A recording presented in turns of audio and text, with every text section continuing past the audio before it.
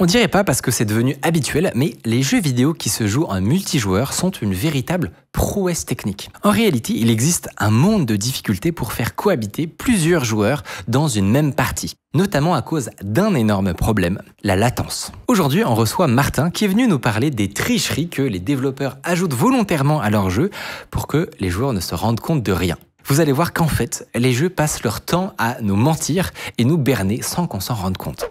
Et juste avant, j'ai un message pour tous ceux qui ont déjà cherché à héberger un serveur de jeu, genre Minecraft ou CSGO. À l'occasion du Black Friday, notre partenaire Hostinger propose leur config VPS habituel, mais à prix imbattable. Pour 5,99 par mois pendant 2 ans, vous avez un choix de plus de 100 jeux pour configurer votre serveur en quelques clics. Surtout que vous aurez un CPU à 2 cœurs, 8 Go de RAM, 100 Go NVMe et 8 Tera de bande passante. Également des sauvegardes hebdomadaires gratuites, ce qui est rare, et une protection anti-DDoS ultra solide. Et même une IA spécialisée sur la doc d'Hostinger pour vous aider. Et le Black Friday se cumule avec notre code promo Underscore. En clair, ça vous fait économiser plus de 230 € sur les plans de 24 mois.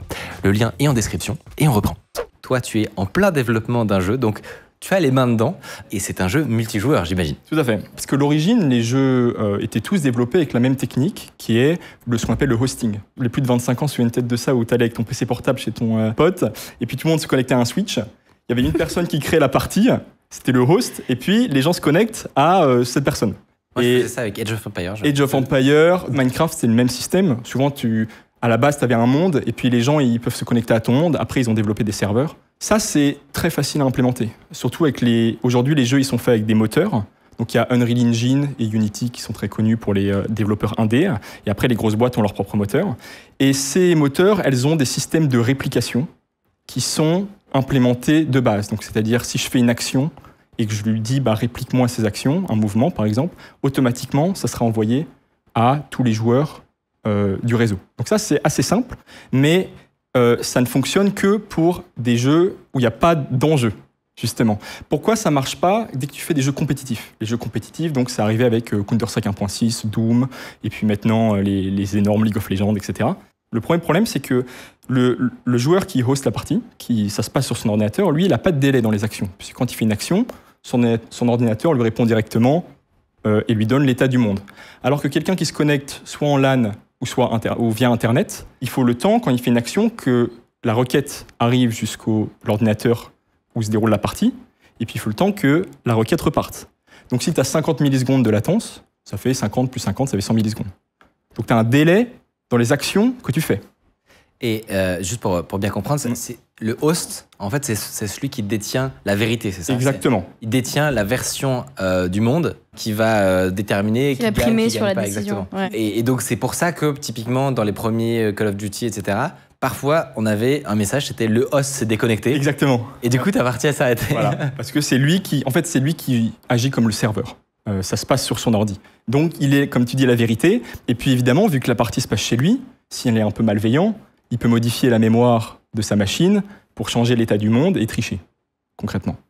Donc, les entreprises de jeux vidéo, quand elles ont compris que c'était pas possible, elles ont implémenté un nouveau système, ce qu'on appelle des serveurs dédiés, où tu as un serveur dans le cloud qui est contrôlé par l'entreprise qui édite le jeu, et les joueurs se connectent à ce serveur. C'est pour ça que quand tu joues à un League of Legends, par exemple, en fait, tu te mets dans une file d'attente, et puis dès qu'il y a 6 joueurs, hop, ils t'envoient sur le serveur qui appartient à Riot Games dans ce cas-là.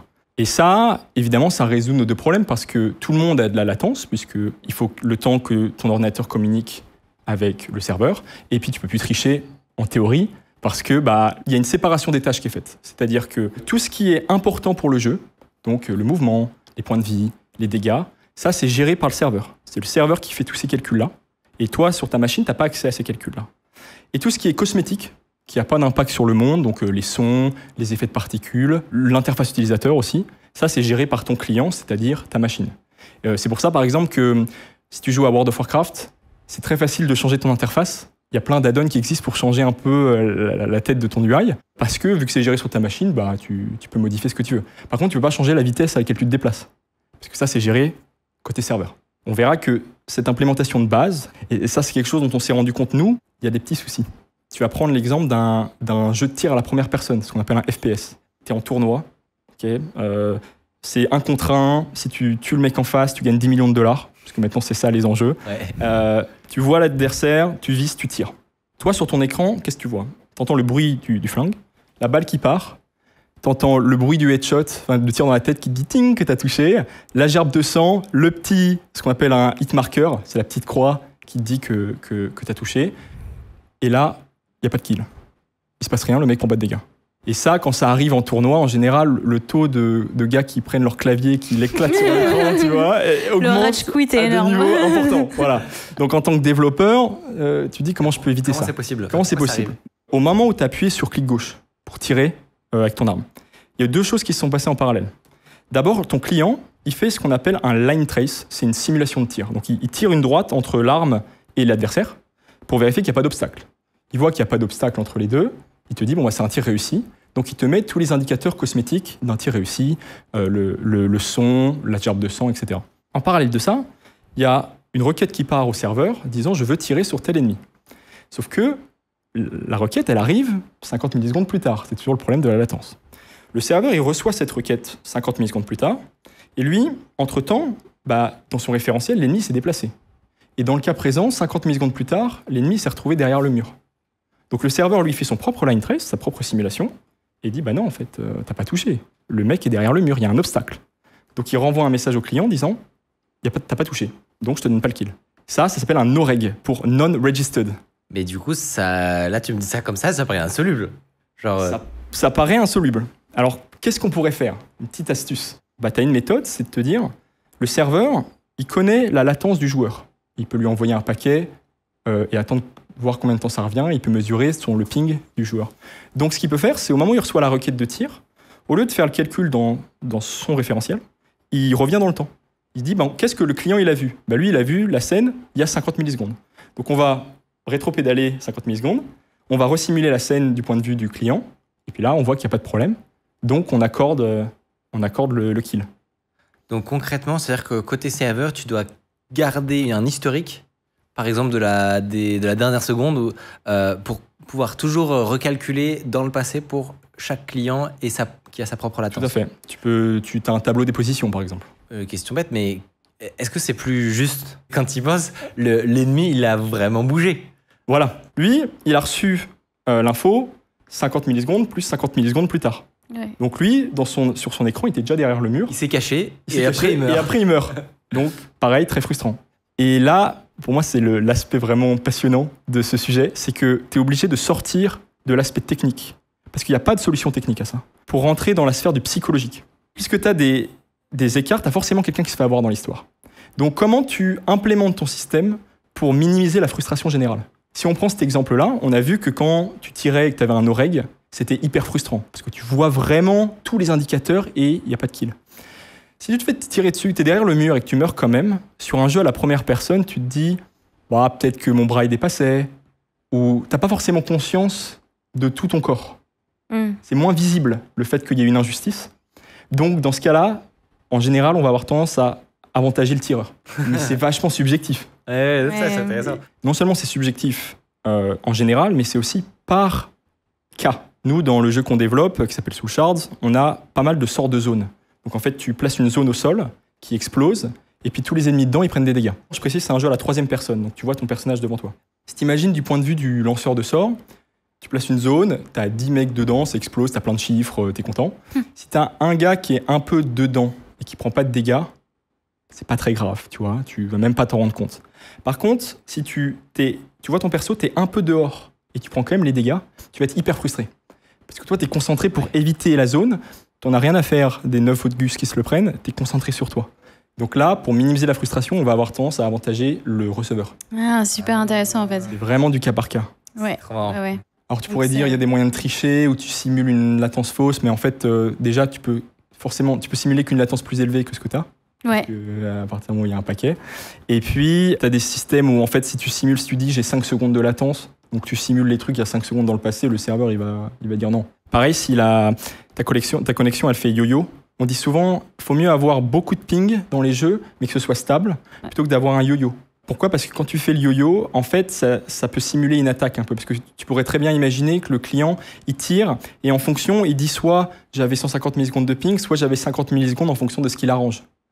Et donc, ça fait comme si tu avais ton ping qui faisait ça. Et donc, le serveur, pour éviter ce genre de triche, En moyenne, quand un truc il fait yo-yo, le serveur il dit je t'avantage plus jamais. Et puis t'as qu'à acheter une bonne connexion. C'est trop intéressant.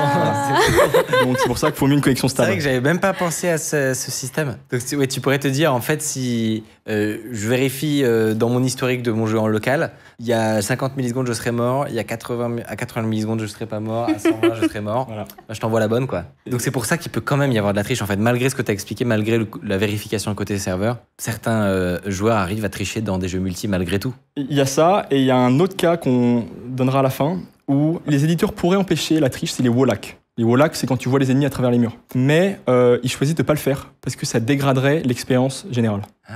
Mais pour expliquer ça, il faut que... Et on y reviendra à la fin, parce que c'est un cas intéressant. Donc là, on a expliqué le cas du tir, manquer, pas manquer, de la préférence tir, etc. Ouais. Tu dirais que c'est quoi le deuxième truc auquel tu as été confronté? Ensuite, je ne sais pas si vous voyez, je fais l'animation, et la boule de feu, elle spawn à 3 mètres à ma droite.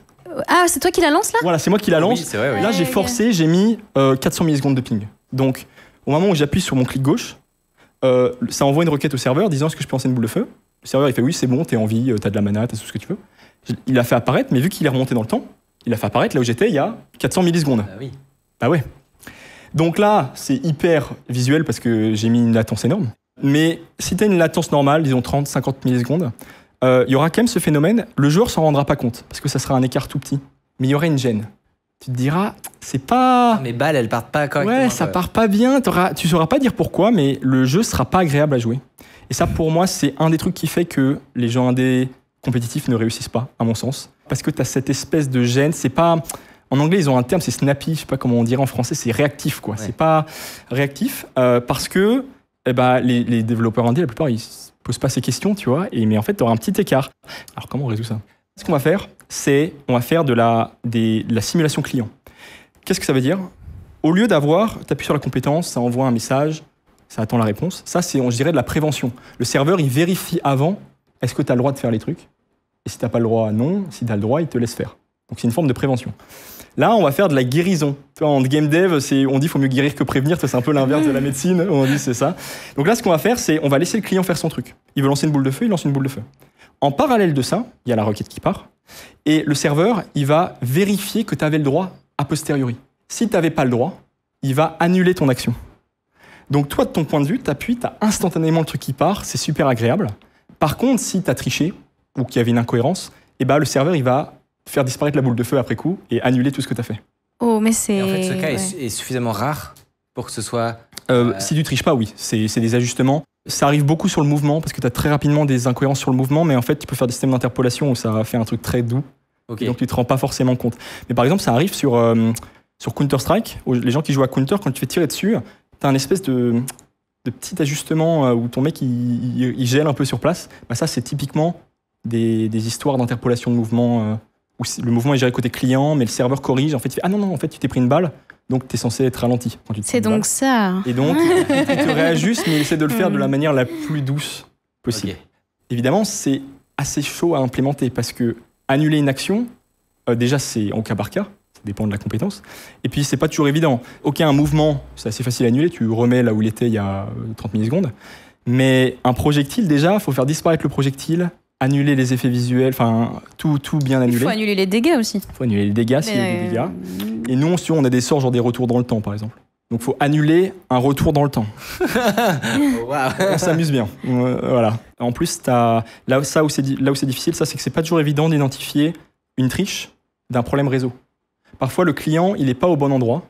Et tu sais pas si c'est parce qu'il a essayé de tricher, de se téléporter alors qu'il n'est pas le droit, ou si c'est juste qu'il y a une perte de paquets. Et il faut juste le remettre, mais c'est pas sa faute. Tu es obligé de faire des travaux statistiques pour essayer de voir est-ce que c'est répété. Ah oui, statistiques sur le long. Okay. Voilà. Est-ce que s'il est tout le temps à la mauvaise position de beaucoup, il y a anguille sous roche. Ah oui, en fait, c'est pas blanc ou noir, quoi, la détection de triche. Voilà. Mais c'est comme ça que tu fais des trucs vraiment agréables à jouer. C'est comme ça que les jeux AAA fonctionnent tous. Quoi. Okay. Et c'est quoi justement la différence entre cette démonstration et ce que fait Overwatch? Pourquoi Voilà, ça c'est là où on en est nous. Pour l'instant, pour nous, c'est la forme ultime, mais peut-être que dans 2 ans, je reviens et je te dis, mais en fait, c'était nul ce qu'on a fait. Overwatch, les gens ne se rendent pas compte, mais c'est une prouesse technique. Un jeu comme Overwatch. Déjà, il faut voir que, comme je le disais, les jeux, normalement, ils sont développés sur des moteurs. Overwatch, ils sont partis papier-crayon, les gars. Ils ont fait un moteur de 0. Donc déjà, il faut être motivé. Et ils ont fait un jeu sur ce moteur. C'est pour ça que Overwatch a des collisions aussi particulières. Par exemple, quand tu es sur un toit et que tu arrives, en fait, tu glisses. C'est un peu tout doux. Alors que dans les autres jeux, c'est rêche. Ouais. Ils ont fait des trucs comme ça parce que, vu qu'ils ont leur propre moteur, ils contrôlent tout. Donc d'un point de vue, déjà, moteur, c'est impressionnant. Et d'un point de vue réseau, c'est un truc de zinzin, en fait. Parce que tu as à la fois un shooter nerveux, compétitif, donc tout va très vite, et tu as des compétences hyper variées. C'est pas juste du tir comme Call of Duty, tu as des explosions, des trucs qui t'attirent, etc. Donc par exemple, tu as un perso dans Overwatch qui s'appelle Junker Queen, où elle a une compétence où elle lance un couteau, et si ce couteau touche un ennemi, il s'accroche, et puis si tu réappuies sur clic droit, ça ramène le couteau à toi, et ça tire l'ennemi avec. Donc quand tu es un joueur, toi, tu connais pas le game dev, tu te dis, c'est pas très compliqué, tu appuies sur clic droit, tu appliques une force en direction de la Junker Queen, et puis c'est terminé. Pas tout à fait. On va reprendre l'exemple de la latence. Quand toi t'appuies, instantanément, l'ennemi est tiré vers toi. Il a une position sur ton écran. Lui, le temps qu'il reçoit l'information qui se fait attirer, il s'est passé 50 millisecondes plus 50 millisecondes. Ouais. Entre-temps, il s'est déplacé. Donc tu vois que sur l'écran de la Junker Queen, tu as une trajectoire comme ça. Sur l'écran du mec qui se fait attirer, tu as une trajectoire comme ça. Sauf que, à un moment, il faut bien réconcilier les trajectoires. Parce que le monde, il doit être pareil pour tout le monde. Comment ils ont fait ? Je sais pas, il faudrait lire le code. Mais j'ai cru que tu allais nous donner la réponse. Là, à mon avis, il faut une forme d'interpolation. En fait, tu as deux courbes et ils essaient de faire une interpolation le plus propre possible pour réconcilier les deux. Et entre-temps, ils font peut-être une position médiane. Ce qui fait que s'il y a un tir sur la personne pendant l'attraction, le truc est à peu près cohérent. Mais c'est hyper compliqué. Et moi, je trouve que c'est ça le plus intéressant, c'est qu'en fait, tu te rends compte que faire du développement multijoueur, c'est crade. Faut masquer, en fait, que c'est crade. Le but, c'est que le joueur se rende compte de rien, mais ouais, derrière, t'as des trucs... c'est du bricolage, en fait. Et justement, du coup, t'as mentionné un truc à propos de la triche. Ouais. C'est les wall hacks. Et malgré tout ce qu'on a expliqué, le fait que le serveur est capable de vérifier tout plein de choses, etc., tout le monde sait bien qu'il existe toujours des tricheurs qui utilisent des wall hacks. Et pourtant, théoriquement, on pourrait l'empêcher, c'est ça ? Parce que si on réfléchit, comment ça marche un wall hack ? Un wall hack, c'est un programme qui lit la mémoire du jeu sur ta machine et il lit la position des autres joueurs. Il fait un calcul et il te montre l'ennemi à travers les murs. C'est un calcul pas hyper compliqué. Tu pourrais te dire, mais pourquoi est-ce que le serveur te donne l'information de la position des autres joueurs quand tu les vois pas ? Tu pourrais faire en sorte que ton client n'a la position des autres que quand ils sont visibles. Si tu fais ça, tu as un problème avec la latence. Parce que, imagine, tu regardes une porte. Tu as un ennemi qui passe la porte. Donc, il n'est pas répliqué pour l'instant. Au moment où il passe la porte, le serveur réalise « Oh, maintenant il est visible, il faut que j'envoie la position au client. » Sauf que, toi, tu reçois la position 50 millisecondes plus tard. Donc, c'est-à-dire que tu vas voir le gars apparaître de nulle part le temps de recevoir l'info. C'est pas grave, mais c'est pas agréable que tu aies un petit délai pour que les joueurs apparaissent. Et donc, pour empêcher ce malaise, ce fait que c'est pas sympa pour le joueur, on va répliquer la position tout le temps, ce qui autorise les wall hacks. Tant pis pour les wall hacks. Je pense que peut-être un entre-deux, ce serait tant que il est super loin d'une zone où tu es potentiellement visible, genre on va dire 10 mètres avant l'angle où c'est visible, on considère que t'es pas visible, tout simplement. Et puis quand tu commences à t'approcher de l'angle où tu commences à avoir une potentielle vision, là tu fais apparaître la personne. Ouais, c'est super fort. Tu fais des transitions de fou. En fait, c'est exactement ce qui se fait. Ah ouais, c'est vrai. C'est sur un jeu de tir comme Counter-Strike, c'est vachement compliqué parce que le champ des possibles, il est assez énorme. Et ce calcul, faut le faire à chaque tick. Il faut le faire 30 fois par seconde pour tous les joueurs sur le serveur. Beaucoup trop cher. Et encore, ça c'est Counter. Nous, dans Soul Shards, on a des téléportations, des retours dans le temps et tout, donc le champ des possibles, des positions, il est stratosphérique, donc tu peux pas le faire. Ah oui, ouais. Par contre, il y a un autre type de jeu, c'est les MOBA. League of Legends, Dota 2, et il y a un truc qui s'appelle le brouillard de guerre. En fait, tu peux pas voir une partie de la carte. Tu vois que ce qui est autour de tes alliés et des tours. Mais ce qu'il y a dans le camp ennemi, tu le vois pas. La séparation, si tu réfléchis, il y a la zone sombre et la zone illuminée. Ils prennent une partie de cette zone sombre qu'ils appellent la zone de transition. Et quand un ennemi rentre dans cette zone de transition, là, il le réplique. Tant qu'il est trop loin, donc il n'est pas proche de la zone visible pour les ennemis, dans ce cas-là, ils savent qu'il ne sera pas visible dans les N prochaines millisecondes, et donc ils ne le répliquent pas. Un wall hack te permet de voir qu'un peu plus qu'un joueur normal, mais pas toute la carte. Pas beaucoup plus. Justement, dans le cas, toi, du jeu que tu as développé, et de toutes les techniques dont tu nous as parlé, à quel point c'est des choses que tu dois développer toi à la main, ou est-ce qu'il y a un peu des briques, toutes faites qui sont disponibles? C'est quoi le travail nécessaire? On part pas de zéro, hein, on fait pas tout en évidemment C++ de base, mais il y a quand même beaucoup d'implémentation sur tout ce qui est justement cas par cas. Comme je vous disais, en fonction de la compétence, la solution va pas être la même. Ça, c'est tout à la main. Je dirais que la gestion, ce qu'on appelle le netcode, donc c'est toute la gestion réseau, c'est 40% de notre taf à peu près. Ah ouais. Si on faisait un jeu à la Minecraft, ce serait 5%. Quoi. Là, je reviens à ta question de départ au tout début, qui était pourquoi les jeux, il faut 300 devs pendant 4 ans, alors que Minecraft, c'est fait par une personne. Parce qu'en fait, entre une compétence simple et une version compétitive, c'est 100 fois plus de boulot côté réseau. C'est pour ça qu'aujourd'hui, il n'y a pas de jeu multijoueur compétitif fait par une petite équipe. Ça n'existe pas. On aimerait bien être les premiers, mais ça n'existe pas aujourd'hui parce qu'il y a des gros enjeux. J'ai un message pour vous. Je suis à la recherche d'une ou d'un nouveau monteur-réalisateur. Que ce soit sur la chaîne Micode ou Underscore, on publie beaucoup de vidéos, si bien que l'équipe a besoin de s'agrandir. Et je suis à la recherche d'un monteur pour les vidéos de la chaîne Micode. On a besoin d'aide pour augmenter l'ambition encore de nos documentaires et faire concurrence à Netflix. Alors si vous avez déjà une bonne expérience de montage, que vous savez bien gérer le rythme, la narration et les musiques d'une vidéo, que vous êtes capable d'aller retrouver des vieilles images d'archives perdues au fond d'internet, ou bonus que vous savez faire du motion design, vous pourriez être exactement la personne qu'on cherche. N'hésitez pas à faire tourner cette annonce partout et pour nous contacter, je vous laisse remplir le petit formulaire en description.